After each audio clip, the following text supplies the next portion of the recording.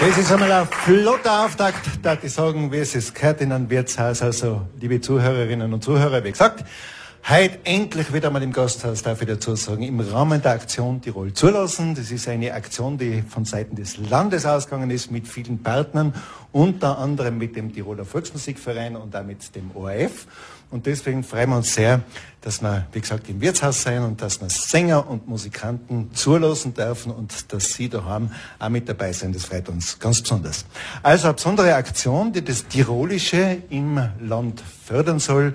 Und da glaube ich, dass in den letzten 2 Jahren viel passiert ist. Endlich darf man auch wieder aussehen. Mit allen Sicherheitsbestimmungen sind wir heute da im wunderbaren Traditionsgasthaus Gemse, Posthof Gemse in Zams. Und so werden wir jetzt ein bisschen spielen und singen, auch gemeinsam. Darf ich vorwarnen, alle Gäste. Heute kommen engere Stimmen auch noch dran. Und natürlich haben wir da schon die Sänger und Musikanten eingeladen, die aus der Region sind.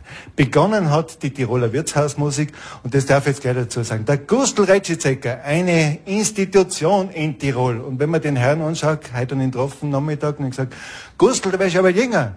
Der Mann ist über 80 Jahre und spielt noch so großartig mit seiner ganzen Familie. Herzliche Gratulation.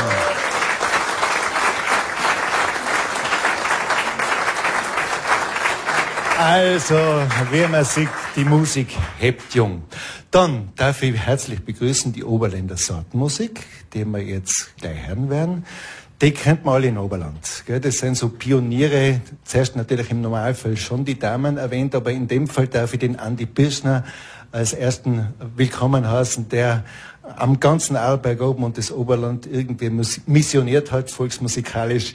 Die Helga Huber auf der Zither und die Christa Meyer-Hafele, die Sie kennen, erstens als freundliche Dame und zweitens natürlich auch als eine der Moderatorinnen unserer Volksmusiksendungen bei Radio Tirol. Ebenfalls herzlich willkommen.